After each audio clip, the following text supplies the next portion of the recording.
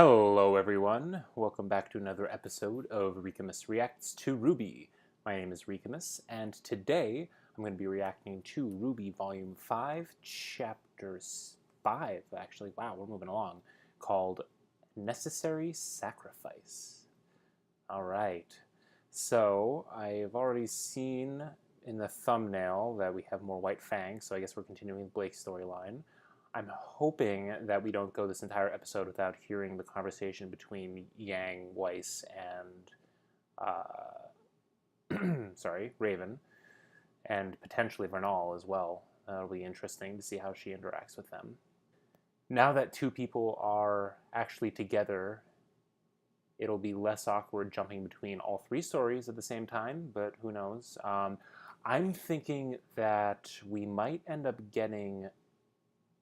So I'm thinking that maybe with what's going on with Yang and Weiss, we have... I mentioned this in the last episode, that Cinder and her crew are on their way. So are they going to run into each other?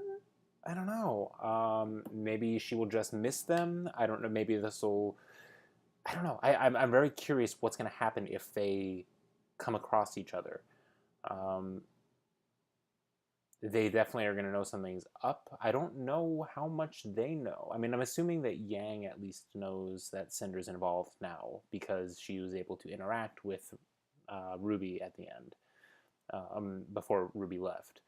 But yeah, so I guess she would know that she's the enemy. So I don't know if they'd want to keep separate or what. My other wonder is when Cinder and the gang do show up, are they going to... Is Raven going to hide Vernal? Ooh, I wonder if Raven will actually send Vernal out so she... That would be interesting. I don't know. No, because no. I'm thinking of the intro. Vernal and Cinder are definitely going to be interacting, so yeah, that'll be interesting. I was just wondering if they were going to try and hide Vernal, or or maybe not. Maybe they're just that confident that they wouldn't even worry about it. I don't know. Maybe there's going to be a struggle between Vernal going with the Team Witch and Vernal staying with the Bronwyn tribe. I don't know. I don't know what's going on with the White Fang, like I said, so we'll just have to see what is in store for the episode. And I'm just gonna pop this in right here. Ooh, look at me, I'm all over the place. I gotta shrink this down. Whee! Okay, all right. So now, let's start the episode. Necessary Sacrifice.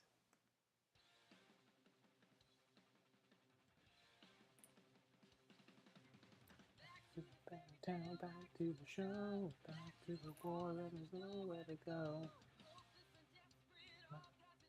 I gotta learn the words before the season's over. Volume's over.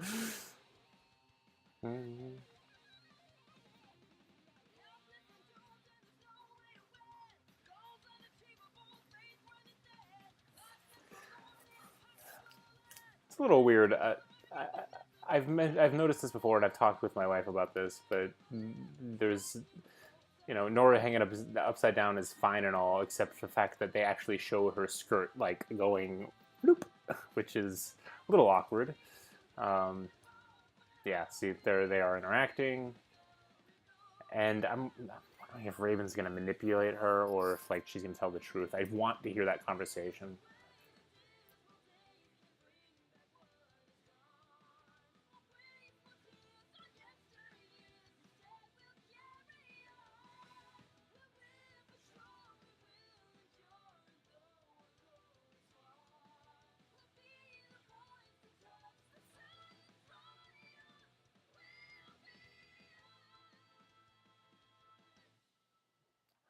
This intro is just more and more growing on me. I just love it. Oh yeah, so we're going right to Menagerie. I'm hoping it's not the entire episode unless, or I hope something interesting happens. Okay. Are you ready? I've beat up on giant monsters and robots more than once. I think I can handle getting a few signatures. Ah, so they're canvassing. Or just getting Chieftain needs you. Yeah. Your people need you. Please join the fight and help us save Haven Academy.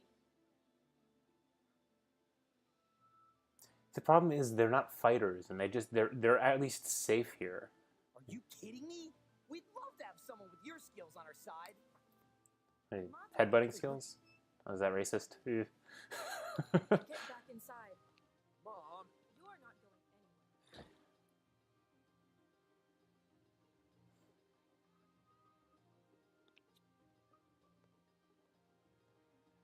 Yeah, that's the thing. I mean...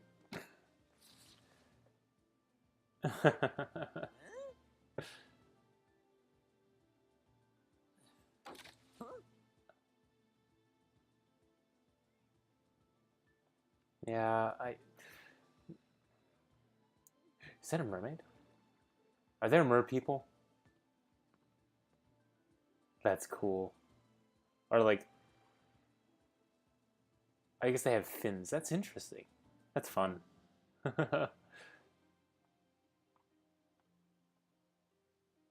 This reminds me a lot of Kilika. What is it? How can they just sit around and do nothing with the White Fang getting ready to attack? Because not everyone is like you and me. The faunus here in Menagerie, the ones that weren't born on the island, moved here because they were tired of fighting, of having to struggle. Yeah, they wanted a constantly. safe place to Menagerie live. is filled with people that just want to be left alone. Mm-hmm. And here we are asking them to put the rest of the world before themselves. Guess I never really thought about it like that. The problem is, whatever happens at Haven is going to affect them whether they like it or not. If Adam gets his way and Haven falls, it's only going Oh to yeah, make that's things another worse thing I for the noticed. faunus. I think I might have already mentioned Everywhere. this. Adam. This is is the guy you used to work with? jealous son. Yes. Sorry. Forget I brought it up. No, it's okay. Have you ever met someone and thought to yourself, they are the personification of this word? Okay, well, I remember getting to know Ruby and thinking, this girl is the embodiment of purity. After a while, I saw Weiss was defiance, and Yang was strength. What am I? Jury's still out on that one, but I'm leaning towards Ernest. Okay, this is actually kind of cute. At first, I thought Adam was justice. Then I thought he was passion. No, actually, Every time I passion's realized not I was terrible. wrong. I didn't, yeah. He wasn't any of those things. He was spite. Oof. Not hatred, not rage, spite. He won't accept equality, only suffering for what he feels the world did to him. And his way of thinking is dangerously contagious. I wonder what happened to him. That's what worries I wonder me if that's about why he Haven. wears a mask, actually. She's not like Adam, not yet at least. But I don't know how long that will last. She was your friend, huh? She was. Her chameleon traits meant she could pass as human. She could have lived a normal life if she wanted. But she didn't. I always admired that. She lost her family in a mining accident when she was young, and she joined the White Fang. Like me, she was more or less trained on the road alongside other faunus. It's really a She learned to beautiful survive, to defend herself. atmosphere, like But environment. as people like Sienna and Adam started to gain a following, she became more dangerous. I guess I did too. My parents tried to get me to leave with them, but I refused. I had Adam and Ilya, after all.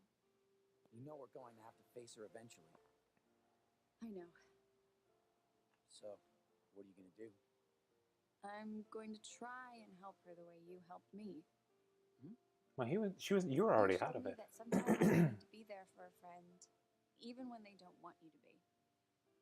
I was drowning in guilt and fear. I Okay, tried to that's a push good you point. away, but you didn't give up on me. And I can't give up on Ilya. It's about time I saved my friends for once.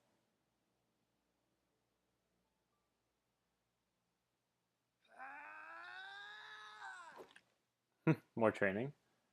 You're really getting better, huh? Are you hungry? It's almost dinner time. Yeah. That sounds good. I was about to call it a night anyway. So, you've never fought before?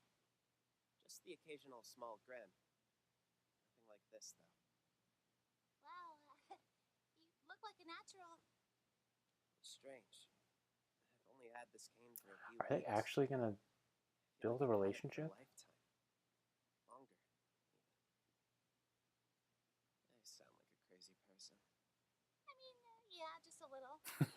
But at this pace, Yeah. you'll be combat ready in no time.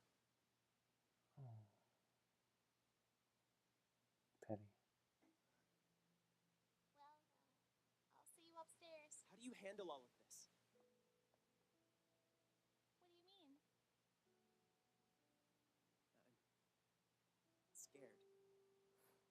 I'm more scared than I've ever been in my life. I ever thought was possible.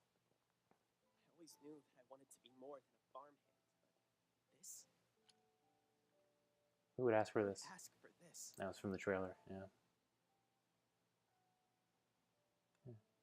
A walking stick next to a bunch of swords. Oh.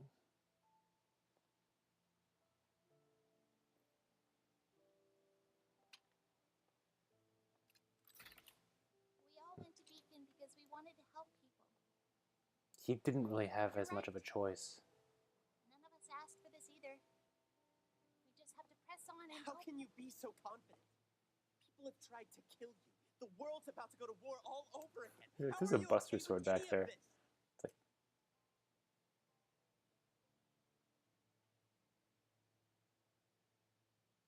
When Beacon fell, I lost two of my friends, Penny Polandina and Pira Nikos.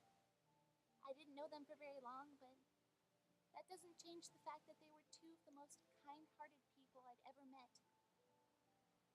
But that didn't save them. Pira thought that if there was even the smallest chance of helping someone, that it was a chance worth taking. And because of that, she died fighting a battle she knew she couldn't win. And Penny was killed just to make a statement.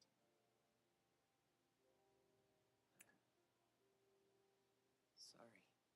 I wonder if Oz. This is the first time I Oz is am hearing scared. about But not Pyrrha just too. for me. What happened at Beacon shows that Salem doesn't care if you're standing against her or not. She'll kill anybody. And that scares me most of all. Pyrrha, Penny, I'd be lying if I said that it didn't hurt. That I didn't think about them every day since I lost them. That I didn't wish I had spent more time with them. I wish I was If it had talking been more, me but instead, I know they would have kept fighting too, no matter how dangerous it was. So that's what I choose to do. To keep moving forward. Monty.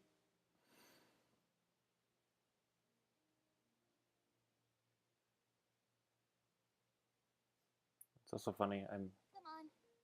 If we don't hurry, Nora's gonna eat everything. Yes, she Maybe the would. first time.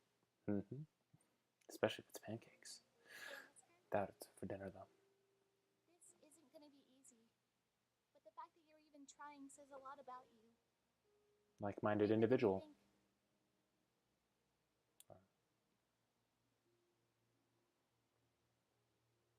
The whole keep moving She forward really is thing. remarkable, isn't she?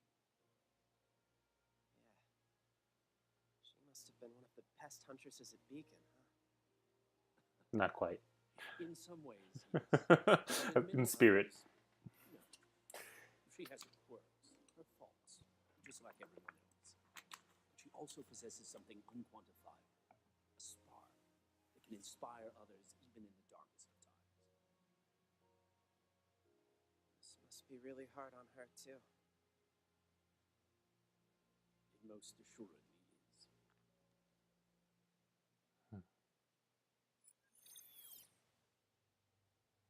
Your thoughts? Are of no significance. If this is how High Leader Taurus wishes to proceed, then we shall make it so. Of course, brother. What are they gonna do? Come in. Are they gonna kill somebody? Sister Ilya, Are they thank gonna? you for meeting with us. How may I be of assistance? Please, stand. What are they gonna do? We have wonderful news. What is it? We finally received a message from the Mistral Brotherhood. The operation was a success.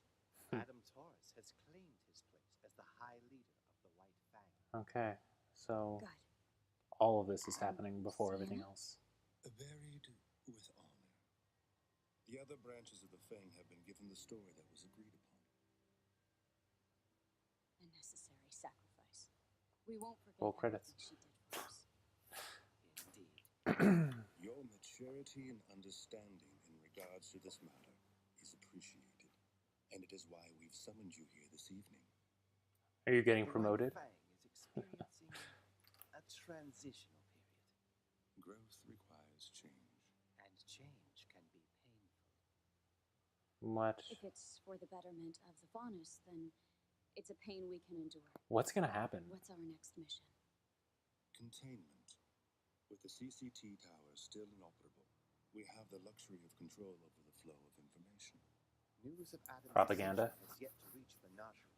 If it does, the citizens of Kuokawana will undoubtedly react poorly now that the chieftain has spoken out against us.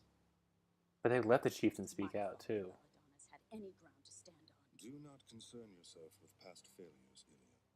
Focus on the Oh, future. so that really wasn't part of the We have plan. an opportunity for redemption. What do you need me to do? The Belladonnas are the only remaining threat to Adam's assault on She's gonna have to assassinate them. And so, they must be silenced. Silenced? Like Sienna, Is they this? stand in the way of true progress for Oh our people. jeez. We What would is she never gonna put do? Such a burden on you alone, of course.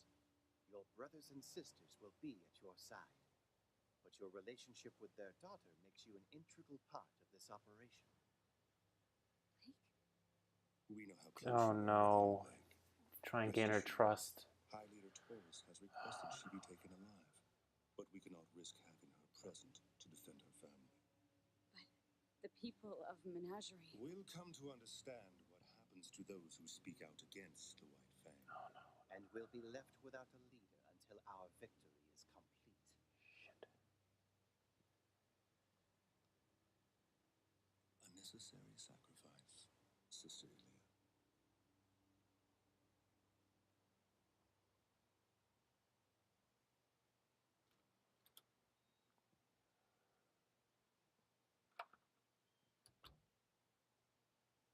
She's right to worry about the citizens. It's possible they may come to see Gira as a martyr. Mm-hmm. It is a risk we must take for our High Leader. So stupid.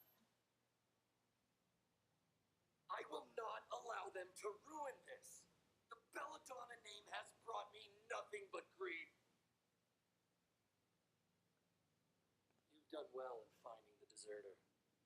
Bring her to me alive. But not before you've slaughtered her family. I have a promise to keep. He seems What promise? unwell.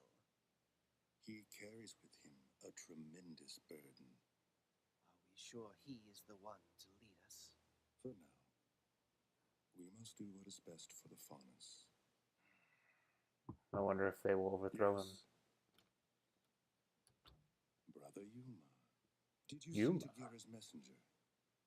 He rests beneath the waves, along with his warning.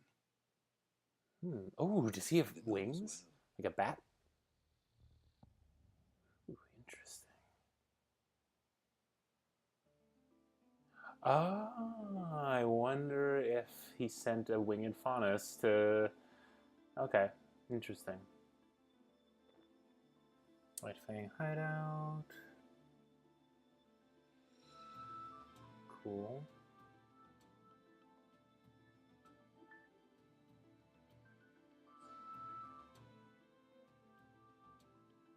I like the design of that. I'm wondering if I'm gonna have to for this episode.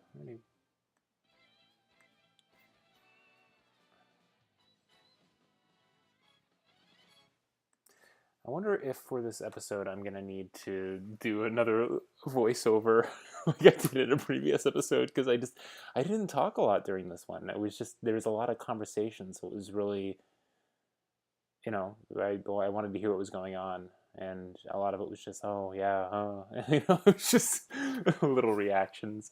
But yeah, let's start scanning through this and have a look at the episode. So. Oh, so the thing I was going to point out was that we still have, I think I've already pointed this out in one of my videos, but we have different time frames going on still.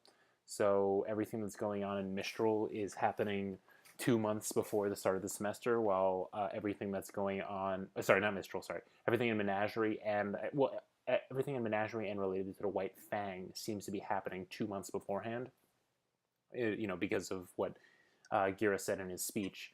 But what happened with let's see, what RWBY and sorry, all of the Team Rangers.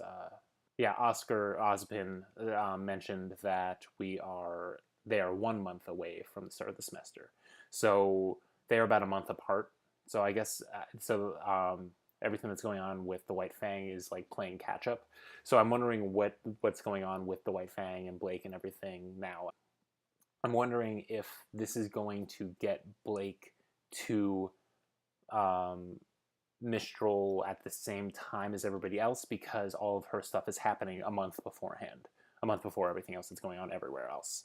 I guess we don't technically know when Yang's and Weiss's story is happening either. I'm assuming it's happening at the same time as what's going on with what's going on in Mistral with Ranger. But it's also possible that whatever Raven says, which I'm disappointed we didn't get to see what she says in this episode, whatever Raven is saying to them, I'm wondering if that's going to convince them not to go, which, that's going to suck. Anyway, let's scan through the episode and talk about it. So we've got, yeah, Blake and Sun trying to convince people to go and fight and, you know, protect Haven, which, you know, it's noble and all that kind of stuff. And yeah, like, I'm sure they would get some people to sign up, but like they'd have to be younger kids like this guy, or, you know, people who are fighters. But the thing is, like Blake says later on, they aren't really, these aren't the people that are there to fight. They're not the White Fang. The White Fang are the Faunus that were fighting back, and then they're also the Faunus that are huntsmen.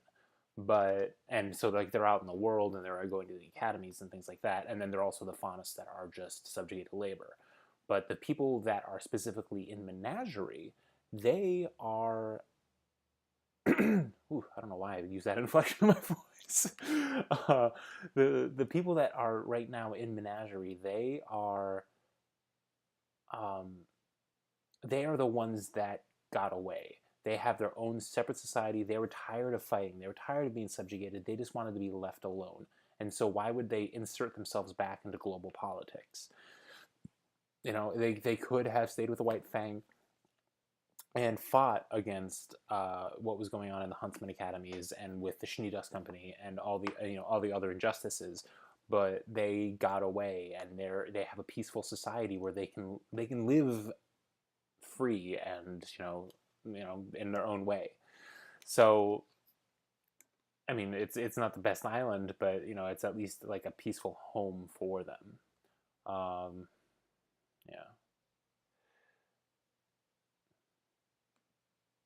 Yeah. So we have another conversation between Blake and Sun, which is like they have a lot of these conversations over tea, and I guess this is more of a tropical drink than tea, but the same kind of thing.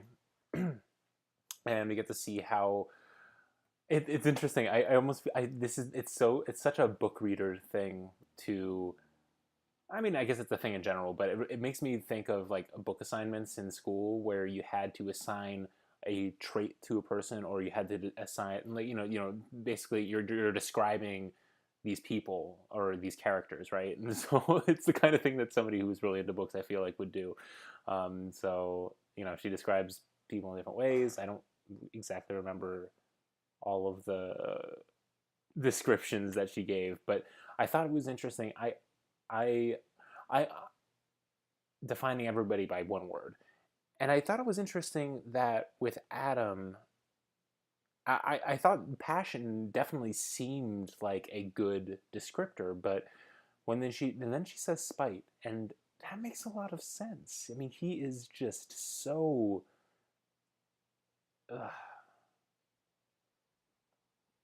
He wants revenge, and he wants to put down the oppressors in such a way that it's just inflicting so much harm, and it's not about equality, it's about subjugation and being superior, and and you can even see later on in the episode that he's just unhinged and he's furious, and so I think it's a good descriptor. It's funny that she doesn't really have much of a descriptor for. I guess she did. Did she finally give a descriptor to Sun? I think she did. That was it's cute. I've said, Sun is growing on me, and I do like their friendship. I don't know if it is more of a relationship or not. I don't know. I enjoy ships every now and then. I'm not really committed one way or the other with Blake. And I know the big popular ones for her. But like Sun as a character, I've never, he's fun, but he's a part of it was he kind of inserted himself, and he's always just kind of been there, and at times he was kind of annoying, at times he was kind of useless. But I think he's been a good cheerleader a lot of the time, and yeah, what was it? Did she call him honest? Was that or earnest? Earnest, yeah. So that's a good. I think that's a good descriptor for him. So anyway, but I like their interactions, and I like that he's trying to get information because he's jealous of Adam to some degree, of their past, which is just kind of weird. Not weird. I mean, that makes sense. I'm not quite sure. It does seem like there might be something romantic going on here, or at least there's flirtation, or at least something there, and I'd be fine with it. It seems that they're developing it slowly, or at least the if this builds into a relationship, it feels like they're building it somewhat slowly, which is nice. It's awkward to just kind of like rush into things and pair two people off, which they had the potential to do early on. Yeah. Anyway, let's see. Oh, and then I described this this place as Kilika, but I think I'm describing the wrong beach town in Final Fantasy X. It's one of the I think it's the first time that Titus sees Yuna do ascending after a sin attack. So like the summer they send off the spirits so they don't become fiends. Yeah, sorry, if you've never played Final Fantasy X, it's an amazing game. You should really play it. But this town, a lot of it over the water reminds me of that. I mean, I guess it could remind me of anything. It could also remind me of Avatar: The Last Airbender, or I mean, other towns. I mean, there are definitely towns that exist like this in our world, in our Earth. That's where people have gotten the inspiration. So,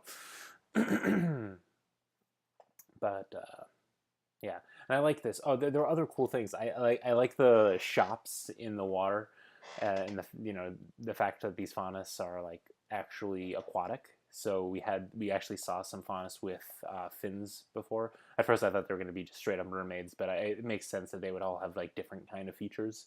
So yeah, it's cool. Um, and actually, this part reminds me a little bit of Breath of the Wild. There's that seaside town, and I feel like I don't think there was a shop in the water, but there was definitely like I don't know, whatever. Anyway, let's continue. And it's just nice seeing more people. It was awkward last volume when they first came to Kuokawana, and like they were describing it as really crowded, and it didn't actually seem that crowded. And I know that it's hard to model all of that, so it's nice that they did a lot of work going into this. It's really they did a beautiful job, and it's really cool seeing tons of different models. Just good job, guys. Good job. All right, and now we get the building of Oscar and Ruby's relationship. I like this. This is another one where they seem to be building it somewhat. I mean, they're cute together, and if there is going to be something romantic there, I feel like they're building it slowly enough, which is nice. I mean, and if not, like it's still like it's cute. Like I think at least he would be crushing on her. He's looking up to her as this really awesome, cute huntress, and like really self-assured and all that kind of stuff. And and then obviously we get this conversation. A little bit of it, just a little bit of it was in the trailer, but how he doesn't understand how she can be so confident and so so positive all the time when it looks so bleak. And why would anybody want to do this? Why would anybody like choose this life for themselves? And it's interesting. I mean, so Ruby always had this sort of drive, even before I think her mother passed away, or died, or disappeared. We don't know 100% what happened. Everybody assumes she's dead, but we never know. You know, all they said was she never came back, and there's a gravestone. So who knows? Once again, my theory is that her body is being used by Salem. Anyway, so even before then, it seems like she's always wanted to be a hero. And it's possible that's because she looked up to both her mother and father, or her perceived father. There's that whole other thing where I think Crow might be her father, but whatever. So, yeah. So she looked up to her parents, who were huntsmen and huntresses, a huntsman and huntress, and she, loved reading fairy tales. And when her mother died, it does seem like she kind of went full force into, I want to do this. But she never really talked about her mother being a driving force. In fact, she never really talks about her mother. She does talk to her mother, but actually we've heard more about Summer from from Yang than we did from Ruby. So it would make sense that like she had that drive, and she, but there were other things, but like she was still goofy, and she was still playing around and trying to show off and that kind of stuff. And she didn't take things really seriously at first until she realized that she was a leader and she needed to buckle down, and that was partially due to Ozpin and Weiss. But then, and so like that was that bit of growth. And she's improved over time and all that kind of stuff. But really what she says in this scene is that her drive comes from the losses that she had, and the fact, and that the losses of Penny and Pyrrha, which even last volume she didn't really talk about very much. In fact, it was really only really only brought up with well, a little bit with Crow when he in a much needed talk, and then between her and Jean when she was apologizing, and then I guess a little bit in her letter. But like she never really talks about it, and it, you know, she's internalized a lot, and I still think that, you know, there's more that she needs to, you know, she needs to talk about this more and kind of handle this, deal with the loss and all that kind of stuff. But it does seem that she's taking the loss and understanding that if either of them were still alive, they would do whatever it took to, you know, keep moving forward and, you know, fight on for her if she had died. And so she's doing the same. Yeah. I like that. I like that it's really it's pushed her. I mean, her personality has stayed relatively the same, but there's just a sadness to her now, and more. She is still, she's a bit more serious, even though she can still have that goofy side and that fun side. And you know, I like it. It shows that she's maturing slowly over time as different influences affect how she wants how it just how different influences affect her. So yeah, that's interesting, and I like, yeah, I like that. And it was sad how she said combat ready. Poor Penny. I even realized it before she did. I was like, oh, Penny. Even though my reactions were not very big in this episode, I noticed. Oh yeah, but the other thing that I started talking about was, I wonder if this is the first time anybody's really talked about what happened to Pyrrha to Ozpin, because he died before Pyrrha did, but he definitely put Pyrrha on her path. And yeah, Pyrrha would have, you know, gone into a fight like that for the greater good regardless, but I think she definitely had the information to know that it was important for her to continue this fight. I think I should find a better little screenshot to be talking about this. Sad Ruby. Happier Ruby, or hopeful.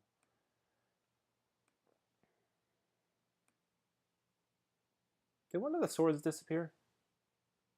One of the swords disappeared. Sorry. Sorry, guys. I don't like pointing out errors, really, but I think I just noticed. Unless there are different racks of swords. In this scene, I could have sworn I saw, like, a Buster sword back there. Like a big sword with a hole in it. Doo-doo-doo. Yeah, see that big sword with a hole in it? And the hammer? So let's go later on. Oh, wait, no, there's more than one rack. Okay. So let's see, is that the same rack?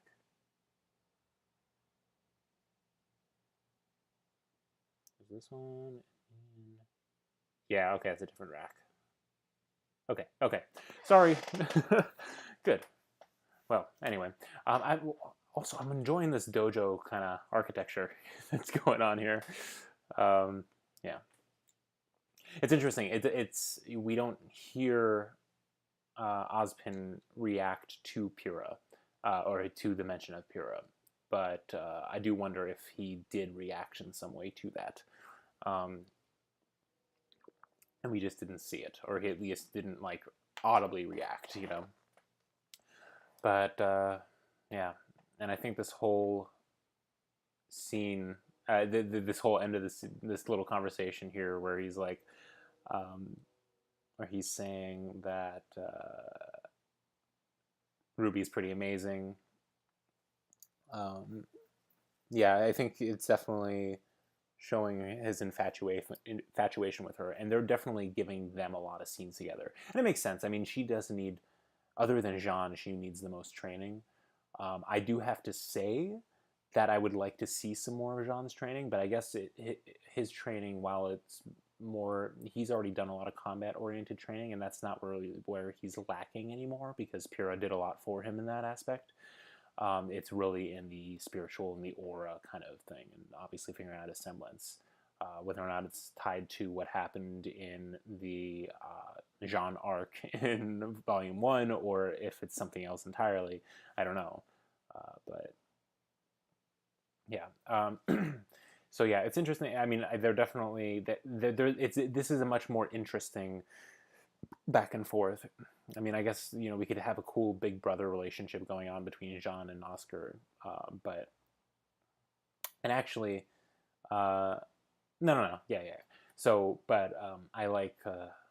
I do. It makes sense that Ruby would be spending so much time uh, with Oscar, and yeah, like I said, building that relationship, and it's cute and all that kind of stuff. I don't know how once like I said, I'm okay with shipping. It's fun, and I don't really fall into the it has this ship or we riot. But and there is some weirdness with this particular ship, but I could see it happening.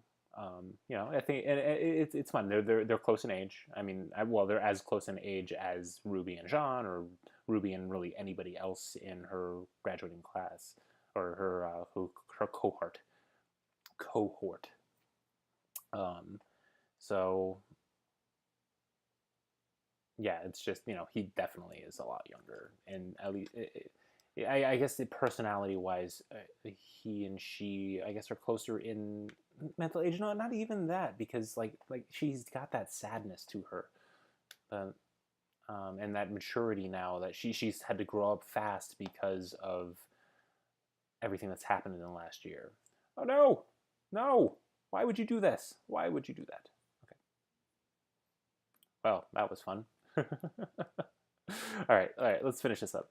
So now we get to the White Fang. They watched a message from Adam, which was very awkward and him being kind of unhinged. And then they ask Ilya to get a group together to assassinate the Belladonnas and I guess kidnap Blake. Now I'm wondering what's going to happen here. So it's clear that she has issues with this, and it's possible that she will be sort of a turncoat kind of thing. I'm almost thinking of this is reminding me of so spoilers for Harry Potter. If you read or watched The Half-Blood Prince, the whole idea is that Draco Malfoy is supposed to get this group of Death Eaters into Hogwarts Castle and then assassinate Dumbledore. So this, she's going to have a group of White Fang, and they're going to go and assassinate the family, potentially also son. And she's kind of hesitating, so I'm wondering if she's not really on board with it. I mean, it does at the end of the scene seem like she's going to go along with it, but I don't know if she might get gun shy, and it's gonna be rough. I have a feeling that I don't know. I'm wondering if they would actually kill off Gira or Kali.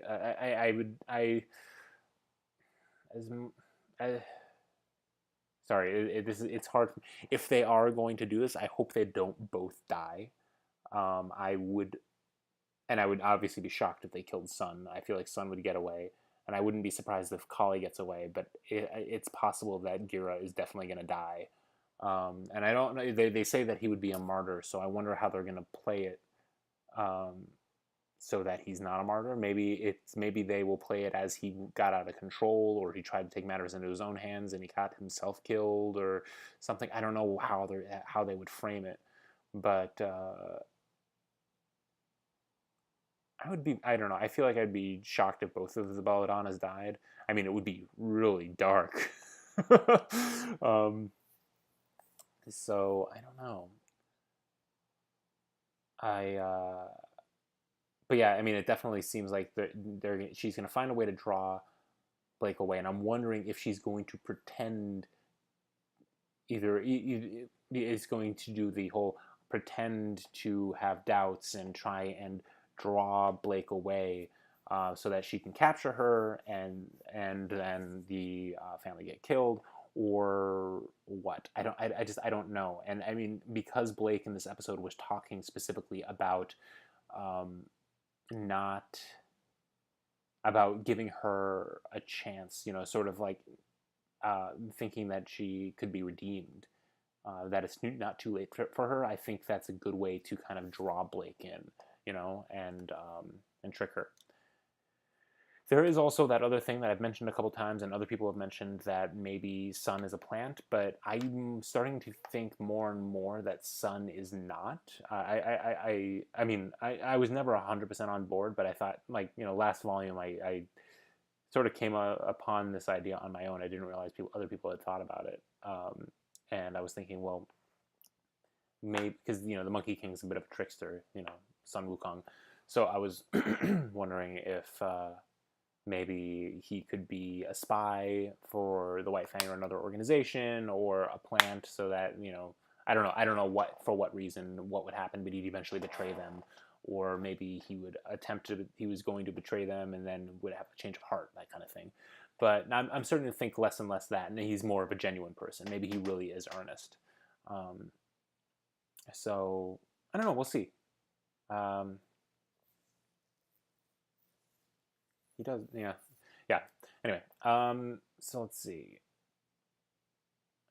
The other thing I find interesting about the Albes is that they are very clearly, like, they are conspirators. They're the ones that helped install Adam to some degree, but they are not zealots in that sense. They are, like, they are smart, and they know that Adam, they can tell that Adam is unhinged, and that he's a means to an end, but at the end of the day, they don't necessarily need him.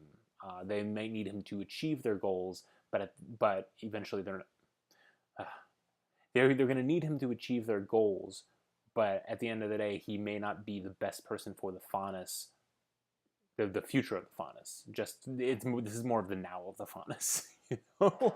Okay, I'm terrible at this. Oh man.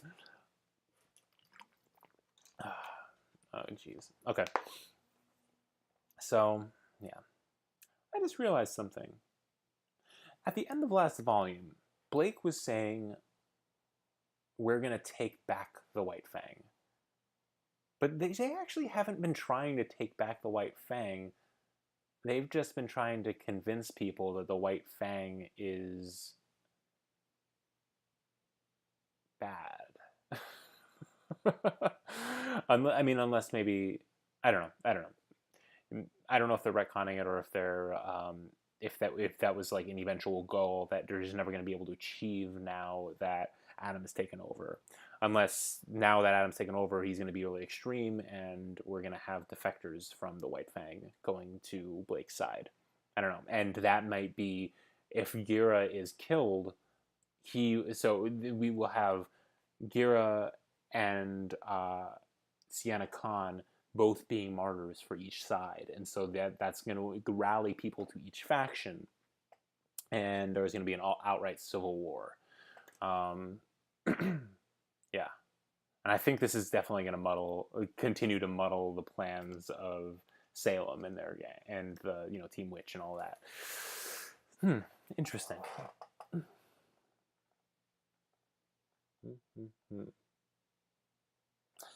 Yeah. Okay. So there is that. I think that about covers everything in the episode. Yeah, like I said, they see that he's not well, but he's a means to an end. Oh yeah, and then we get to see this. Oh wait, this Faunus who apparently, yeah. Oh, cool. It's got like bat wings, or almost dragon wings, even. I don't really know what bat wings look like. It almost does look like a little bit. I don't know. Anyway, that's really cool. And it makes, this is interesting because in this episode we've seen two kinds of Faunus we've never seen before: flying Faunus and swimming Faunus, like aquatic Faunus. So avian and aquatic Faunus. And I guess it would make sense that we're more likely to see more varieties in menagerie, but you'd think that a flying faunus would actually have an advantage as a huntsman. So I'm curious as to why we have. I mean, it's a cool design which they came up with now, not earlier. So that's probably why we haven't seen one before. But I'd be interested to see some other faunus with wings that are huntsmen or huntresses. You know, same thing with aquatic faunus. Although that would be kind of difficult unless they were like amphibians. You know, because they'd have to come on land. You'd have a whole Abe Sapien thing going on otherwise, and you'd have to have like water with them at all times. That's a Hellboy reference for those of you that don't know. Yeah. Anyway, I think I've drawn this out quite enough. Goodbye. I really enjoyed that episode. Holy shitballs! I can't believe how long I've been talking. I think I'm gonna wrap this up. I'm gonna have a lot of editing to do. I can't believe I've talked for this long. I'm turning into Murder of Birds without any of the followers. Oh my god. Okay. All right. So I'm going to wrap this out. Anyway, thank you guys for watching. I have been Ricamus. I will see you guys in the next video. Let me know what you thought. Bye.